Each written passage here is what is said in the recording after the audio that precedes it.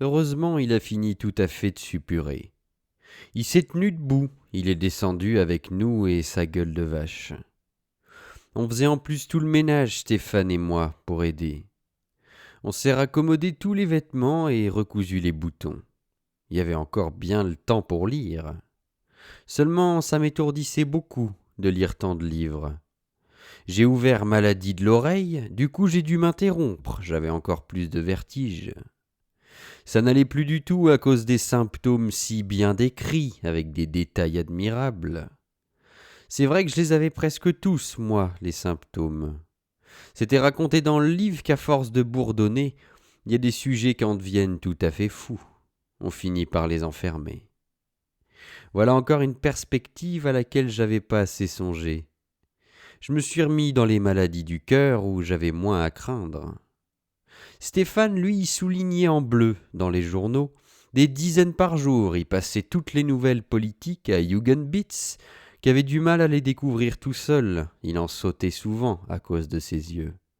Alors il était bien vexé. J'en ai jamais vu deux pareillement passionnés par les nouvelles de la politique et des congrès et des résolutions du monde entier. Ils auraient voulu, je leur ai dit, que le monde autour, de l'Inde au Groenland, soit rien que des fourmis pour les mettre toutes dans une seule boîte, les voir s'assassiner, se faire la guerre et s'amuser avec. C'est le rêve de tous les gens qui lisent les journaux. Il n'y en a pas beaucoup qui ont du cœur. Puisque vous aimez tant la médecine, Ferdinand, venez donc avec moi faire des visites. Il m'a proposé un matin, Jugendbits. J'osais pas beaucoup sortir.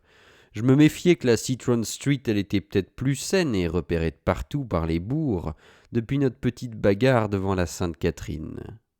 Le chef de gare y rencardait peut-être aussi. Enfin, ça me tentait bien quand même d'aller voir les malades à Jugendbits. Ça m'attirait comme la lumière, décidément, le coup d'aller soigner des gens. Des gens avec lui que j'avais jamais vus, de voir comment il faisait pour leur faire du bien, pour les empêcher d'avoir mal. Stéphane, pendant ce temps, il ferait encore plus de ménage et il découperait les journaux et il se rendrait utile. La maison était pas très propre quand on est arrivé. Il a commencé par les pièces d'en haut, à se taper tous les parquets à la paille de fer. Par exemple, ça lui donnait énormément d'appétit et soif aussi. Fallait qu'il se restreigne énormément. Ça pouvait pas durer.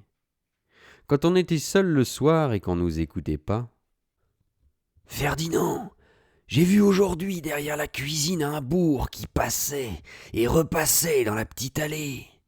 Je te dis, moi, que je les inquiète. Depuis 2 semaines à présent, ils font que me rechercher. Où suis-je ? Voici 2 semaines passées que je n'ai rien insinué d'horrible. Hurler la débandade, défier le Premier ministre, les communes, et sommer le grand jury de se dissoudre dans l'instant. Des galeries Marble Arch au grand dock péninsulaire, on m'entend plus. L'Empire britannique se demande ce que je fais. Il s'énerve, l'Empire britannique. Sans moi, je te dis qu'on peut ni gagner, ni perdre la guerre. Il faut qu'en tout l'esprit garde sa place, no matter what. Me comprends-tu ? Si je tarde encore 2 semaines, il va falloir qu'il me remplace. Et là, Ferdinand, je les attends. Je vais me marrer. Sûrement ils trouveront bien l'autre tréfonds d'un camp de province. Entre les membrures et la morue d'une soute épaisse, quelques petits bourdons fielleux qu'on fera venir au jour. Un de ces minuscules épiciers de la haine. Un de ces petits aiguillons merdeux comme j'en ai subi tant et tant à travers ma vie militante, qui n'en finissait pas. Blafards et tendrement venimeux, je les vois encore qui s'égosillent, tout pustuleux de statistiques, s'effondrer d'efforts au nom des hommes, qui disent. Ils n'en ont reçu pourtant ni le quart, ni le demi, ni le tiers d'une couille. C'est après la couille, Ferdinand, après elle seule qui s'époumonne, les vilains mignons. J'ai vu, Ferdinand, moi, des congrès durer 18 jours de trop à cause de cette abominable détresse, politiquement travestie. À vomir, je t'assure. On dit pas tout. Alors me remplacez, moi. avec un oignon de séraphin me remplacer. Ris, Ferdinand, ris. Je t'autorise, je t'entends.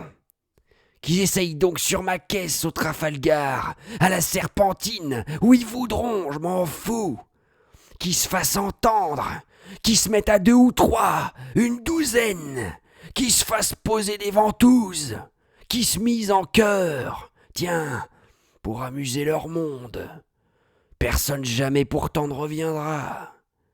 Ils sont cons, dans la police anglaise c'est entendu, mais ils en ont l'expérience. Ils feront tout, tu m'entends, pour que je reprenne mes convictions, et que je les agite encore, et plus violent si possible qu'auparavant, Ferdinand. Je suis sûr qu'en ce moment même ils sont pas loin. Regarde, Ferdinand, quand tu sortiras. Tu le verras, le bourg, je te dis, à 100 yards d'ici sur la gauche, le constable Borrow, tout en uniforme. Il attend, il sait bien que je me repose. À force de nettoyer, à la fin même, il s'était tout à fait lavé, Borochrome. Il venait d'une époque où on se lavait pas du tout. Le réformateur et le mage politique, c'était du poil. Pour être plus poilu, je n'ai connu que Bakounine, Ferdinand. Mais alors il trichait.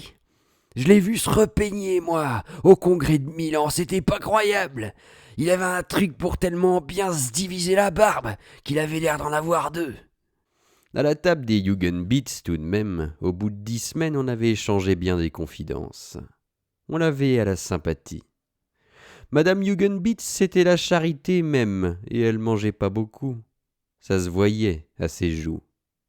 Elle aurait pu se retaper des nouilles encore 2-3 fois, mais il fallait pas. Il y avait que pour les enfants les 3 œufs durs, la panade et aussi la confiture.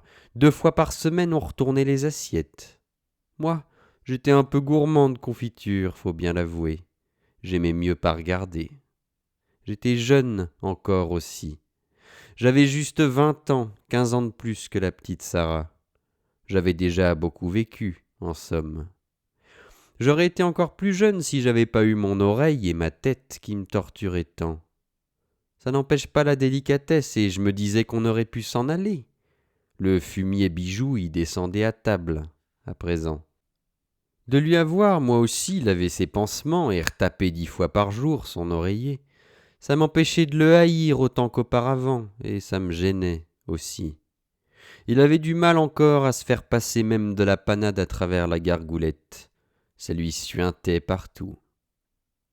Et puis il s'est remis à parler et je l'entendais qui causait dans sa chambre avec Jugendbits. Ça me faisait drôle, pas de l'inquiétude, mais quand même. Je l'ai dit à Borochrome. Il voulait pas trop m'écouter. Lui, il se passionnait pour les journaux. Il en recevait de tous les coins du monde, Jugendbits, des cancans.